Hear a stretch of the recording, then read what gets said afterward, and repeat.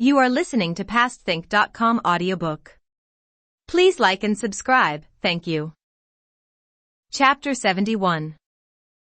Lady Xing deliberately humiliates her daughter-in-law, and Faithful inadvertently interrupts a pair of lovebirds. It was the news of Jia Zheng's imminent homecoming that had caused the maidservants' agitation. As an education officer, Jia Zheng was supposed to report on his commission as soon as he arrived and, being a very conscientious man, he would have thought it improper even to look in on his family before doing so. When, therefore, at the news of his coming, cousin Zhen, Jiao Yan and Bao Yu went out to the first post stage beyond the walls to welcome him, he merely inquired after his mother's health, bowing respectfully in her direction as he did so, and told them to go back and wait for him at home. After his interview next day with the All-Highest, his mission was formally completed, and he could return with a good conscience to his family. The All-Highest had been graciously pleased to grant him a whole month's leave of absence in which to rest and recuperate at home. Jia Zheng was beginning to age now, and the worries and responsibilities of office had taken their toll of his health. It was good to be back after so long an absence from those nearest and dearest to him. He was determined to relax and enjoy himself to the utmost, refused even to think about money matters or domestic responsibilities, and spent all his time reading, or, when he felt in need of company, drinking and playing go with his literary gentlemen, or enjoying the delights of family life with his wife and mother in the women's apartments inside. This year the third day of the 8th month was Grandmother Jia's 80th birthday. A formidable number of people would have to be invited, and there was even some doubt whether they would be able to accommodate them all. After discussion by the menfolk of both mansions, it was decided that there should be 8 days of entertaining, beginning on the 28th of the 7th month and ending on the 5th day of the 8th. On each of these days banquets would be given in both mansions, in the Ningguo mansion for male guests, and in the Rongguo mansion for female ones. The Painted Chamber, Prospect Hall, and one or two other of the larger buildings in Prospect Garden would be used as restrooms for the ladies. The program of entertaining would be as follows. The 28th would be for imperial kinsmen, princes and princesses of the blood and their consorts, royal highnesses, serene highnesses, and members of the high nobility. The 29th would be for ministers of state and civil and military governors and their wives. The 30th for official colleagues and their wives and members of other clans related to the Jia family by marriage. On the 1st of the 8th month a family party would be given by Jia Shi, on the 2nd one by Jia Zheng, and on the 3rd one by cousin Jin and Jiao Yan. On the 4th a joint entertainment would be given by all members of the Jia clan irrespective of age and seniority, and on the 5th there would be another joint entertainment organized by Lida, Lin, Ji Xiao and the other senior domestics. Ever since the beginning of the 7th month presents had been coming in almost continuously. From the highest source of all an order was received by the Board of Rights authorizing the bestowal of the following. A Rue scepter of gold and jade. 4 lengths of tribute satin. For gold and jade cups. 500 taels of silver from the imperial treasury. Yuan Chun's gifts, which were delivered to the mansion by eunuchs, were a golden figurine of old longevity, a staff of aloes wood, a rosary of puchik beads, a box of Fusho incense, a pair of golden medallions, 4 pairs of silver ingots, 12 lengths of tribute satin, 4 jade cups. And there were presents too numerous to mention from princes and princesses, and from the families of a host of civil and military officials both great and small who were on visiting terms with the Jias. Several long tables were carried into the main reception hall, and covered with red baize, and the choicest presents set out on them every day for Grandmother Jia's inspection. She went along for the first day or two, and took some pleasure in examining her gifts, but soon grew tired of this, and told Shifeng to look after them for her. She would look at them herself some other day, when she had nothing better to do. By the 28th both mansions had been hung with lanterns and festooned all over with garlands. Painted phoenixes gamboled on folding screens, embroidered lotuses blossomed on drapes and covers, and the sound of fluting and piping could be heard several streets away. The only guests that day at the Ningguo mansion were the Prince of Beijing, the Prince of Nannan, Princess Yangchang's consort, the Prince of Luoshan, and a number of noblemen whose families had long been on friendly terms with the Jias. At the Ronghua mansion the guests were the Dowager Princess of Nannan, the Prince of Beijing's consort, and the ladies of the various aforementioned noblemen. Grandmother Jia and the others were dressed in full court rig to receive them. After the initial salutations were over, the visitors were conducted to Prospect Hall inside the garden, where they took tea and changed their clothes.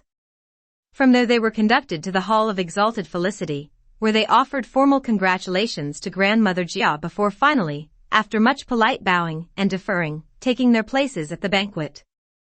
The Dowager Princess of Nannan and the Prince of Beijing's consort sat at the two central tables at the back of the hall. The 2 rows of tables arranged at right angles to left and right of theirs were occupied in order of precedence, the Marchioness of Jinxiang and the Countess of Linan heading the row upon the left, while Grandmother Jia, as hostess, occupied the first of the right-hand ones. Lady Xing and Lady Wang stood in attendance behind Grandmother Jia's chair, with Yushi, Shifeng, and a number of other Jia ladies fanning out to left and right behind them. Lin Jixiao's wife and Lai Da's wife stood by the bamboo curtain on one side of the hall supervising the transportation of dishes and wine kettles by a small army of serving women, while Zhou Rui's wife directed the waitresses from the other side of the folding screens. Meanwhile the attendants brought with them by the lady visitors were being entertained elsewhere. Outside, on the temporary stage that had been erected in the courtyard, the players were due to begin their performance. In honor of the occasion they began by kneeling in a row at the front of it and offering their birthday congratulations to the old lady, while 12 little maids, dressed up as page boys in identical costumes, stood solemnly to attention below the stage. When the players had finished, one of these little girl pages advanced to the foot of the steps leading up to the hall with a playbill in her hands. She was relieved of it by a serving woman, who had been stationed there for the sole purpose of receiving and carrying messages. This woman handed it to Lin Jixiao's wife, who put it on a salver, edged herself through the bamboo curtain, and carried it to cousin Jin's concubine, Lovey. Lovey handed it to Yushi, and Yushi walked up and offered it to the Dowager Princess of Nannan. The Dowager Princess, after first, for politeness' sake, declining, chose one of those congratulatory pieces which are customarily performed on these occasions. The Prince of Beijing's consort, whose turn it was next, did exactly the same. The rest of the ladies insisted that the players themselves should put on whatever they thought best, for it was sure to be good. After 4 courses of various dishes and 1 of soup, the visitors' attendants gave their mistresses largesse to the players, and the ladies returned to the garden to change their clothes and sample a very special tea. The Dowager Princess of Nannan asked Grandmother Jia about Baoyu. "Several temples are reading the Immaculate Diamond for me today," said Grandmother Jia. "He has gone to kneel a while in each one of them, while they do the reading." "And what about your granddaughters?" said the princess. "Oh, this one is ill and that one is weakly, and the other is too shy to see anyone. They are looking after my room for me today. We have more players than we need, so I thought we might as well let them have a troupe to themselves. I expect they are at this moment sitting with their cousins and watching a play in my courtyard."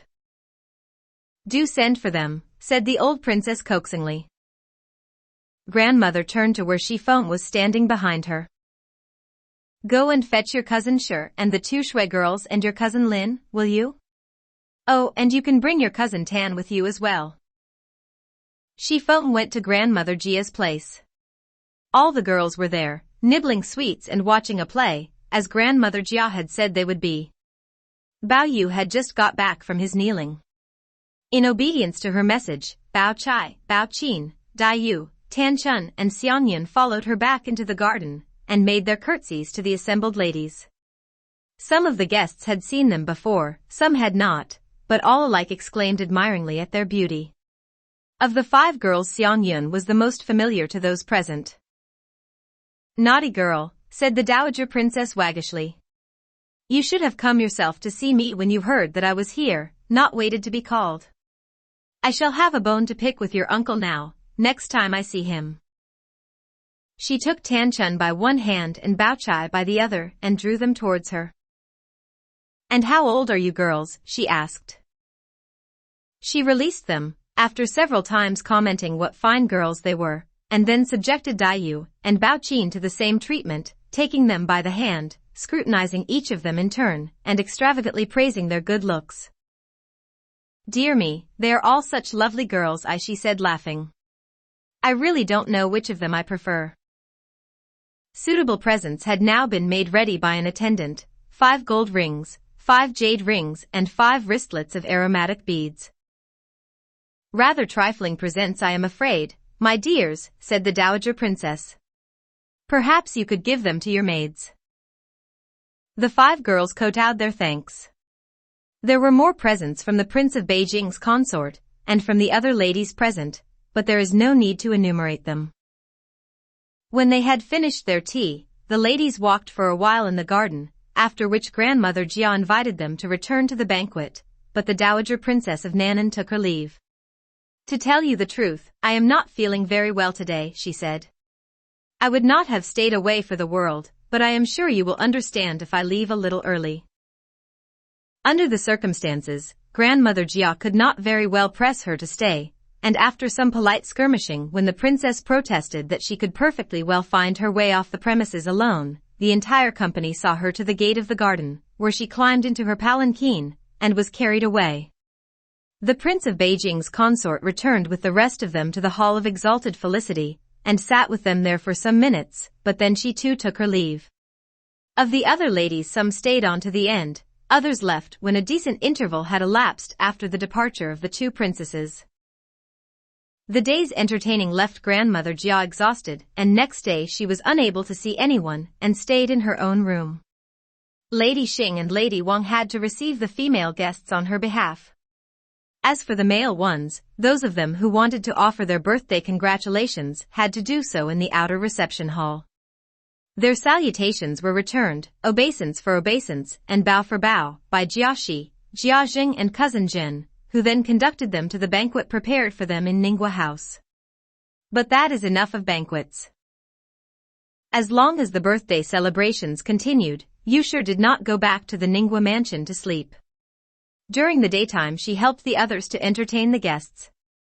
In the evenings, after some time spent in Grandmother Jia's apartment chatting with the old lady, she would help Shifeng supervise the getting out and putting away of the porcelain, gold and silverware and other things that had been used that day, or would be on the next, and the going over and setting out on display of the most recently arrived batch of presents. After that she would go to Li Wan's place to spend the night. On one of these evenings she had just finished waiting on Grandmother Jia while she took her evening meal, when the old lady exempted her from further services. "You must be tired," she said. "I know I am. Why don't you go and have a bite to eat yourself now, and then go to bed? You will have to be up early again tomorrow." Yusher thanked her and went off to Shifeng's room hoping for some supper. Shifeng was in the upstairs storage room, however, supervising the putting away of some screens that had just arrived. Only Patience was at home, folding up some of Shifeng's clothes. Remembering Patience's many kindnesses to Ergia while she was still alive, Yusher nodded her head sympathetically. "You are a good-hearted girl, Patience. I am afraid you have a great deal to put up with." Patience's eyes reddened, but she forbore to say anything. Yusher asked her if Shifeng had eaten yet. Patience smiled. "She wouldn't eat without first asking you," she said. "In that case I'll go and look for a bite elsewhere," said Yusher. "I don't know why, but I'm absolutely ravenous." "Don't go," said Patience. "We've got some mince rolls. Why not make do with 1 or 2 of those now and have supper with Mrs. Lien when she gets back?" "No, I can see you're busy," said Yusher. "I think I shall go into the garden to see the girls." Since she obviously wanted to go, Patience made no further effort to detain her. When Yusher came to the garden she found the main gate, and all the side gates still open and blazing with lights. Turning to the maid who accompanied her, she told her to go and fetch one of the women who were supposed to be on duty. The maid went into the duty room in the gatehouse, but not a soul was anywhere to be seen. She came back and told Yusher. "Very well," said Yusher, "then she should go and fetch one of the stewardesses from the mansion." The maid went back into the mansion to the corner house inside the inner gate, which was used by the stewardesses as a meeting place, but its only occupants on this occasion were two women busily engaged in sharing out some leftovers for their supper. "Where are the stewardesses, then?" the girl asked them. "My mistress from the Ningwa is waiting for someone to give an order to." The women continued with their sharing out. They felt little inclined to put themselves out for a visitor from the other mansion. "The stewardesses have all gone home," said one of them. "In that case you'd better go and get one from her lodgings," said the maid. "Our job is to look after the rooms here, not to run errands," said the woman. "If you want someone fetched, you'd better go and find someone whose job it is to fetch them." "But this is rank mutiny," said the maid. "Not your job to run errands? You might fool a newcomer with such talk, but you don't fool me. If I'd asked you to go to one of the stewardesses with a private message, or tell her to come and collect a tip, you'd be trotting off like a little puppy dog to its master. There'd be no talk then about it not being your job to do errands. I'd like to hear you give Mrs. Lien such an answer." Partly because they had had a drop to drink and partly because what the girl said was uncomfortably close to the truth, the women's resentment quickly flared into anger. "Impertinent little baggage. We know very well what our job is, we don't need you to tell us. And before you start criticizing us, you might take a look at your own parents. The way they suck up to the stewards and stewardesses at your place is downright disgusting. You keep to your mansion, and we'll keep to ours. Go and make trouble for your own people if you have a mind to, but keep away from us." The maid had become white-faced with anger. "Good," she said, "very good," and turning about, walked straight back into the garden to report all this to her mistress. On entering the garden some minutes previously, Yusher had come upon Aroma, Cao Xueqin, and Xiangyan laughing at a story that two nuns from the convent of the Savior King were telling them. When Yusher told them how hungry she was, they invited her to sit with them in the courtyard of Green Delights, while Aroma went indoors to get her something to eat. Aroma found some rolls with meat and some with vegetable stuffing in them, and put them in a food box to carry out to her. She also brought out some tea for Cao Xueqin and Xiangyan to sip while Yusher was eating the rolls. The nuns continued with their story. At that moment the maid arrived, still bursting with indignation, and proceeded to tell Yusher about her encounter, and what the two women had said. Yusher was silent for some moments before she made any comment. "What extraordinary behavior," she said finally. One of the nuns gave the maidservant a prod. "You are too quick-tempered, my child. You don't want to go repeating what those silly old women said to you. Your mistress is quite worn out from all her exertions during these past few days. What she needs is a little pick-me-up, something to cheer her up a bit. That's what we're trying to do, cheer her up. This is no time to come troubling her with that sort of talk." Aroma took the girl by the hand. "Go off and calm down a bit, there's a good girl. I'll get someone to fetch one of the stewardesses." "It isn't necessary," said Yusher. She addressed herself to the maid. "Go and fetch those two women, and when you've done that, you can find out where Mrs. Lien is and tell her I want to see her." "I'll go," said Aroma. "I'd rather you didn't," said Yusher. The two nuns rose to their feet with propitiatory smiles. "Come, Mrs. Jen. You are such a kind, forgiving person as a rule. Surely you are not going to lose your temper on her old ladyship's birthday? Whatever would people say?" Cao Xueqin and Xiangyan added their own smiling entreaties. "All right," said Yusher, "I'll let them off, but only because it is Lady Jia's birthday." Unfortunately Aroma had in the meantime already sent a junior maid outside the garden to look for someone, and this girl was already pouring an account of what had happened into the receptive ear of Zhou Rui's wife, who, as it happened, was the first person she ran into. Although Zhou Rui's wife was not actually a stewardess, she regarded herself as being of equal dignity with one on account of her special relationship with Lady Wang, who had brought her from the Wang household when she was married. Moreover, she was a somewhat insinuating woman, whose eagerness to please made her a popular servant with the younger mistresses. What the maid told her brought her flying over at once to green delights, brimming over with sympathy and concern. How shocking. Poor Mrs. Jen. No wonder she is so angry. I wish I had been there. I should have boxed their ears for them on the spot and settled accounts with them later. These worthy sentiments were uttered by her on the way. Yusher was pleased to see her when she arrived. Ah, my dear Jo. Perhaps you will tell me whether or not I was right to feel concerned. When I came into the garden just now, all the gates were wide open and candles were still burning in all the lanterns. Anyone would have been free to go in or come out as they pleased. I thought how awful it would be if anything were to happen, but when I gave orders for the duty women to close the gates and put the lights out, not a single one was to be found. Good gracious, said Jo Roy's wife. Mrs. Lien gave special orders about this only a few days ago, and already they're disobeying them. She'll have to flog a few of them when this is over. That's the only way to cure this sort of thing. Yusher then told her what the two women had said to her maid. Well, don't let it upset you, Mrs. Jen, said Jo Roy's wife. Just wait until these celebrations are over. I'll have a word with the stewardesses, and we'll take that precious pair and flog the daylights out of them.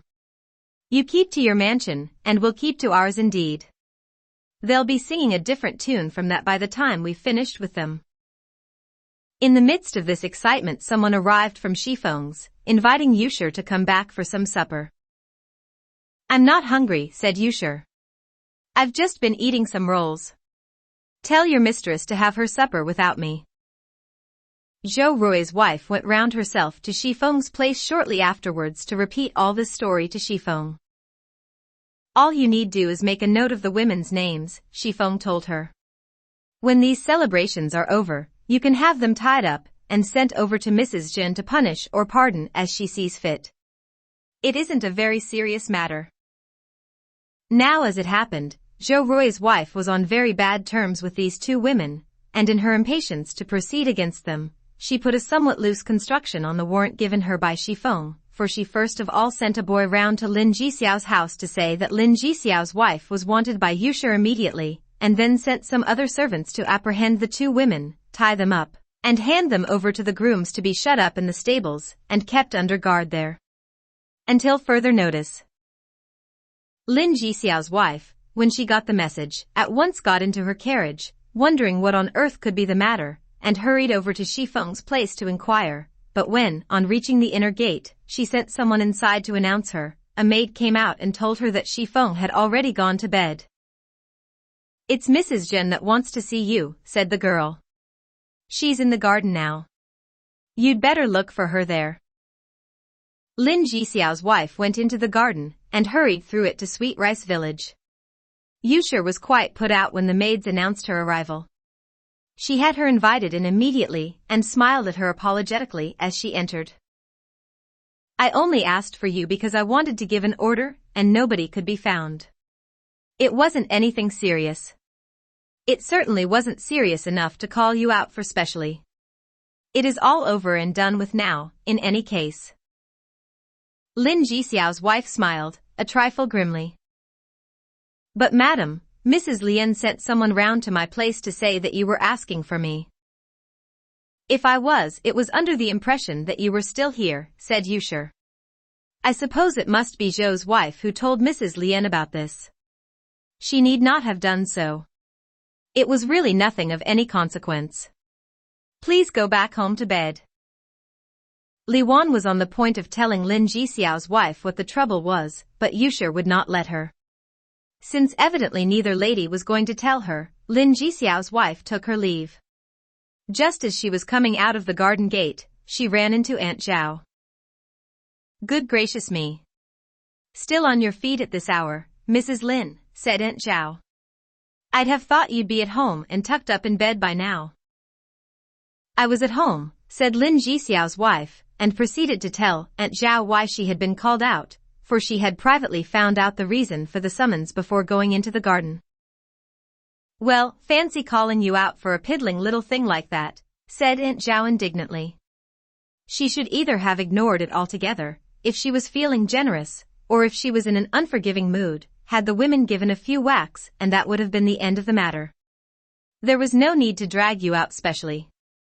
I won't ask you in for a cup of tea now, you'll probably be wanting to get back to bed. Lin Jixiao's wife continued on her way to the side gate where her carriage was waiting. The young daughters of the two imprisoned women were lying in wait for her there and, when they saw her coming, tearfully entreated her to intercede for their mothers. Lin Jixiao's wife merely laughed at them. Silly children. Those mothers of yours ought not to drink so much or be so free with their tongues, that's the cause of all this trouble. I don't know what makes them do it.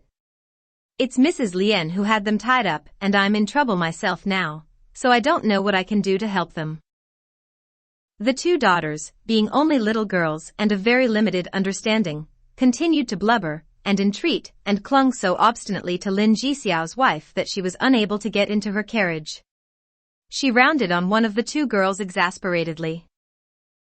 Stupid creature, she said. What do you want to come hanging around me for when you could find help elsewhere? Wasn't your elder sister married to Mrs. Fei's boy recently? Mrs. Fei came here with Lady Xing when she was married. If you were to tell your sister about this, and get her to have a word with Mrs. Fei and Mrs. Fei spoke about it to Lady Xing, that would be the end of the matter. Glad to be reminded, the girl went scampering off immediately, but the other girl continued to entreat. Lin Jixiao's wife shoved her off impatiently. You really are a stupid child. Didn't I just say that if she has a word with her sister that will be the end of the matter? That means they'll both be let off. You surely don't think they'd let her mother off and give yours a beating? She got into her carriage then and drove back home. The first little girl went and told her sister, as Lin Jixiao's wife had told her to, and the sister at once repeated the story to her mother-in-law, Goody Fei. This Goody Fei was a notorious troublemaker, whose first reaction to the story was a stream of invective, fully audible to the occupants of all the neighboring courtyards, after which she went to solicit help from Lady Xing. It's my boy's mother-in-law, my lady, she only had a few words with a maid of Mrs. Jin's, but that Zhou woman told such a pack of lies about her to Mrs. Lien that she had my boy's mother-in-law, and the woman that was with her tied up and shut in the stables, and in a few days' time she's going to have them both beaten. Do please, my lady, put in a good word with Mrs. Lien, and ask her to let them off. Ever since the faithful fiasco, grandmother Jia's attitude towards Lady Xing seemed to have hardened, whilst Shifeng's stature seemed to have grown at her mother-in-law's expense. The jealousy and resentment that Lady Xing felt as a consequence of this had recently been exacerbated by an imagined slight, the passing over of Ying Chun, when the Dowager Princess of Nan'an asked to see the Jia girls and Tan Chun was the only one of the three to be called. Mischief makers were not wanting to play upon her resentment, in this case representing Shifeng's action as a deliberate attack on her authority. Her hatred of Shifeng had now reached a degree of intensity that went beyond all reason. Early next morning she went to pay her respects to Grandmother Jia. This was the junior clansmen's day. When Lady Xing got there, the junior clansmen had already arrived, and the players were waiting to begin. Grandmother Jia always enjoyed meeting young people, and so today she was appearing in person to receive their congratulations, dressed in her ordinary clothes, since this was a family party, and the guests were all her juniors. She was reclining in the middle of the rear part of the hall on a large wooden couch furnished with a backrest and bolsters, and a footstool in front of it in case she should wish to sit upright. Around her couch were ranged a number of identical stools on which Bao Chai, Bao Qin, Dai Yu, Xiang Yun, Ying Chun, Tan Chun, and Shi Chun were sitting. Of the 20 or so girls of their generation, whose mothers had brought them there on this occasion too, Jia Bin's sister Shilwan and Jia Qiong's sister Sijia had, on account of their good looks, well-spokenness, and charming manners, found particular favor with Grandmother Jia, and been invited to sit on stools with the other 7. Bao Yu sat up on the couch with his grandmother, and massaged her legs for her.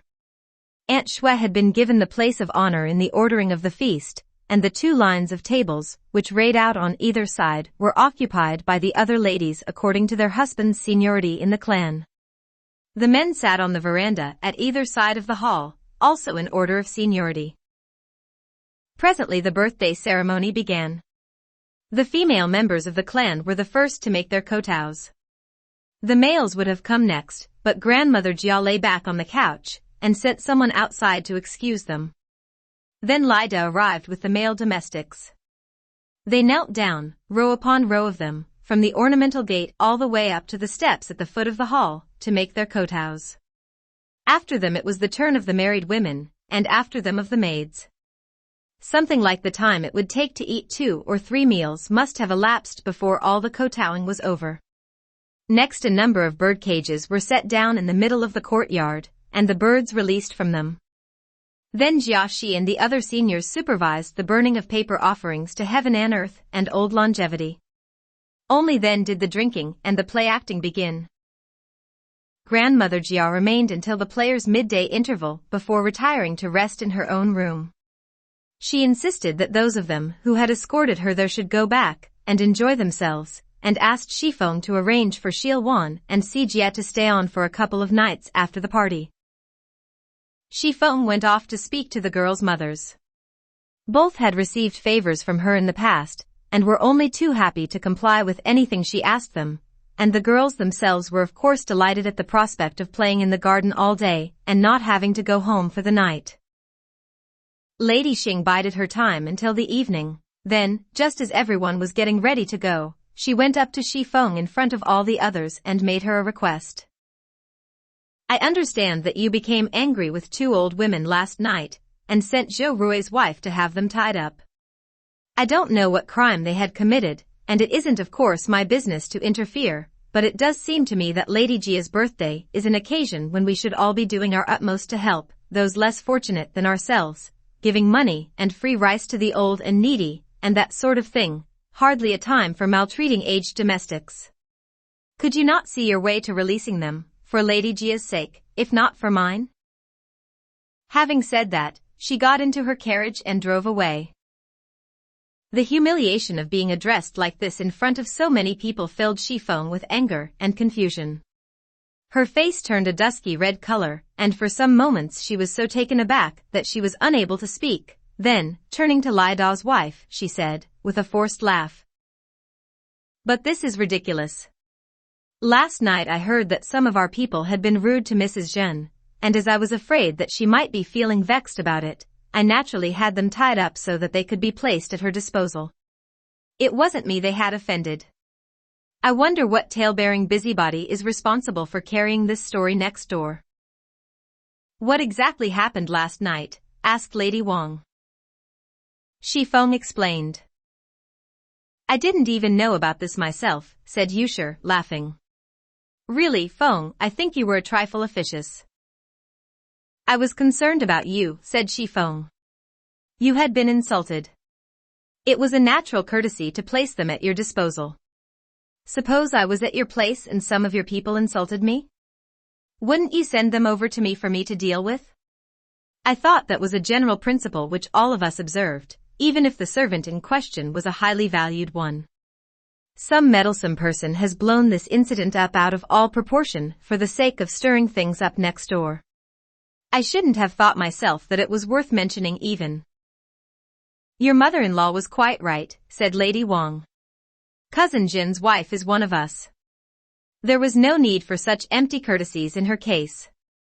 Grandmother's birthday is much more important. The women ought to be released."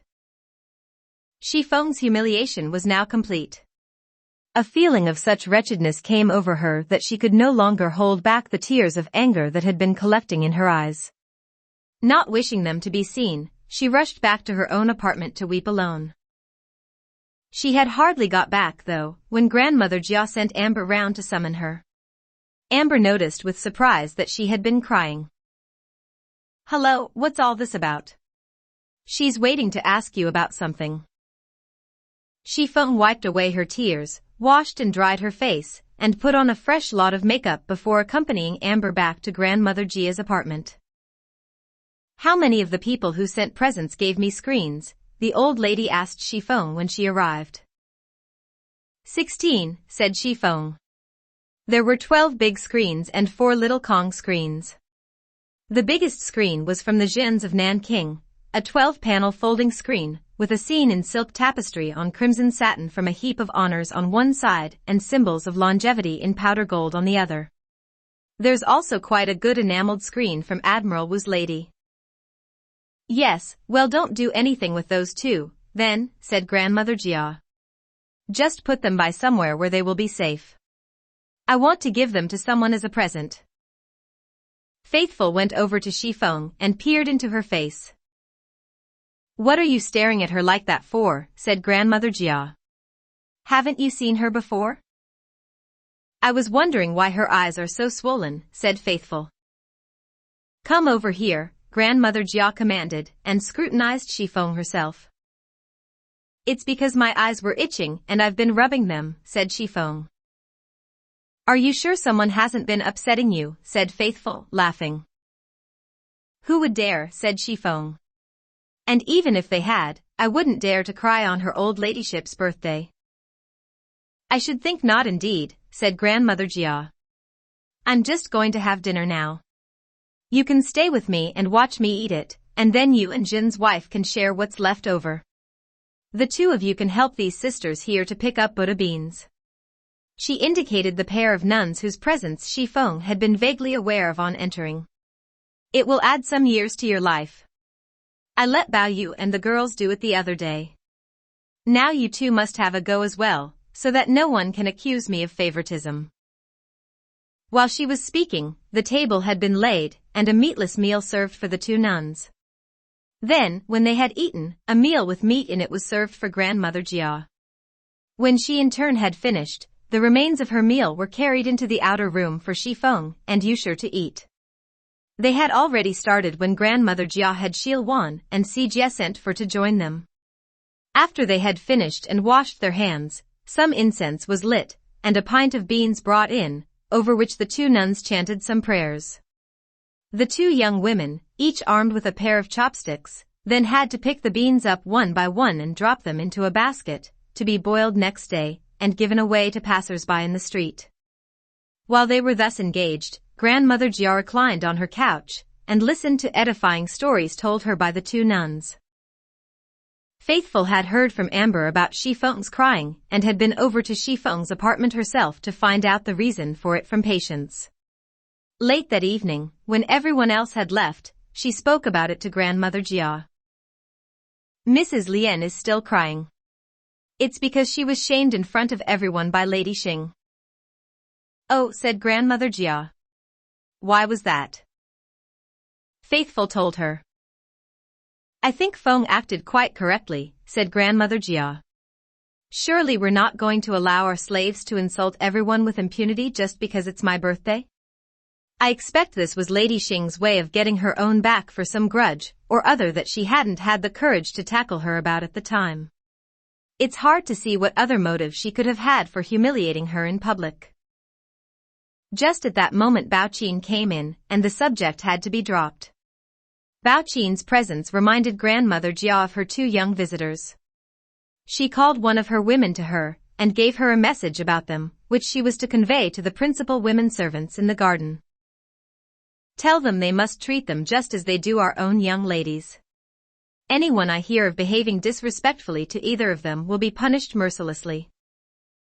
Better let me go, said Faithful, before the woman had had time to get away. They'll never listen to her. She went off at once into the garden. Her first call was at Sweet Rice Village, but neither Li Wan nor Yusher was there.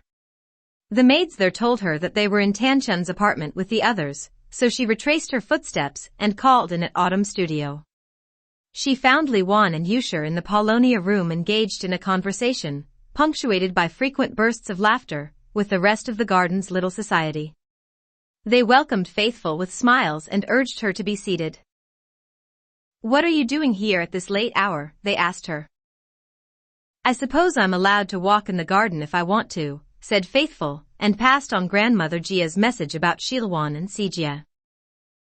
Li Wan rose respectfully to receive it, and at once sent someone to transmit it to the heads of all the apartments, and instruct them to pass it on to their subordinates. Lady Jia has wonderful foresight, Yusher commented drily. We energetic younger ones may tie up a dozen servants, but we are still not so effective as her. I don't know, said Li Wan. Cousin Feng may not quite come up to Lady Jia's standard, but she doesn't do too badly. Personally, I find her foresight quite uncanny. Certainly I could never hope to match it. You should have said poor Cousin Feng, said Faithful. She's in a bad way at the moment. During all the years she has been managing things, she may not have put a foot wrong as far as their ladyships are concerned, but she has given a great deal of offense elsewhere. A daughter-in-law's life must be pretty impossible. If she is too meek and mild, her in-laws will complain that she is stupid, and the servants won't respect her, yet if she shows any initiative, there is always another set of problems rising up behind her back for every one that she deals with. In our household, where there are a certain number of mistresses who used once themselves to be maids, it's particularly difficult. Such people are so full of their own importance that they are always taking offense, and if they are the slightest bit crossed in anything, they begin spreading stories about you or finding other ways of stirring up trouble. I haven't so far liked to say anything to her old ladyship about this for fear of making her angry. If I ever do, people had better watch out, because then the sparks will begin to fly, I can tell you. Perhaps I shouldn't say this in front of you, Miss Tan, but you know how certain people are always carrying on about the way her old ladyship makes a favorite of Bao Yu. Well, now apparently that doesn't matter anymore. That's just a natural preference. Now it seems they're angry because her old ladyship has been favoring you. Did you ever hear of anything so ridiculous? There are a lot of very silly people about, said Tan Chun. One really can't be bothered with what they say. I often think how nice it would be to live in a smaller household, even if it meant being poor.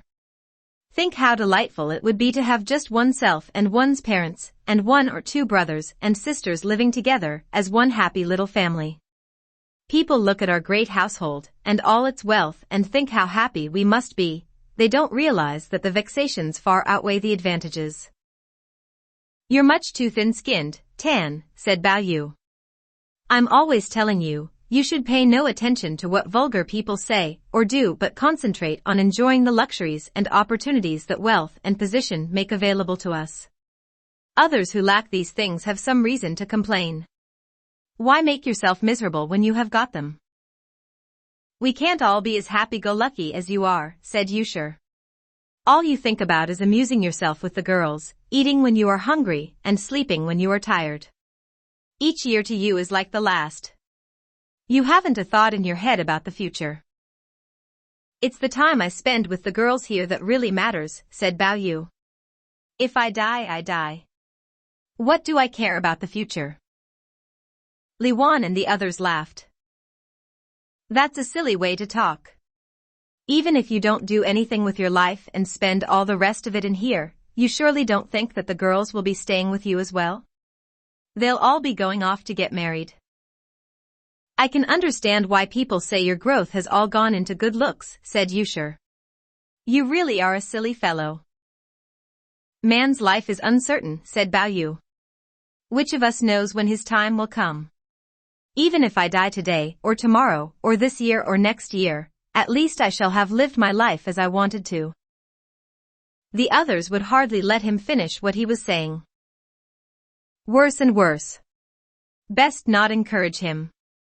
What he was saying just now was simpleton's talk, but this is raging lunacy. Don't talk about dying, Cousin Bao, said little Shilwan. Lady Jia and Lady Wang are sure to feel lonely when all the girls have gone.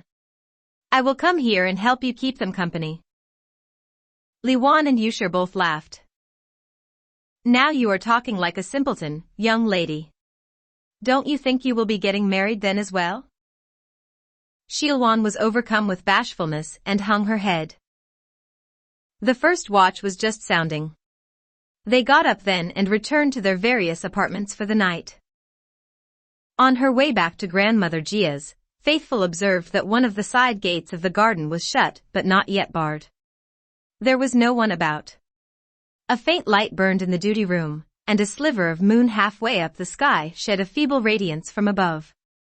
As she had no companion to talk to, carried no lantern, and was walking softly, the women in the duty room seemed not to have noticed her. She had for some time been wanting to empty her bladder, and this seemed as good an opportunity as any for doing so. She left the path and began looking for a place where the grass was not too high to squat down in. She had found what looked like a good spot under a large osmanthus tree behind a taihu rock, and was just making her way round the side of the rock to reach it when a rustle of clothing caused her to jump almost out of her skin. By straining her eyes she could make out two human shapes. They melted into the bushes at her arrival, but Faithful had very sharp eyes, and before they disappeared, the faint moonlight had enabled her to identify one of them by the red top, bouffant hairstyle, and tall, somewhat heavy build, as Ingchun's head made Chess. She assumed that Chess and some other girl had been using the place as a convenience, and had hidden themselves in the bushes when they saw her coming, intending to jump out at her presently, and give her a scare. "Chess, come out of there," she called.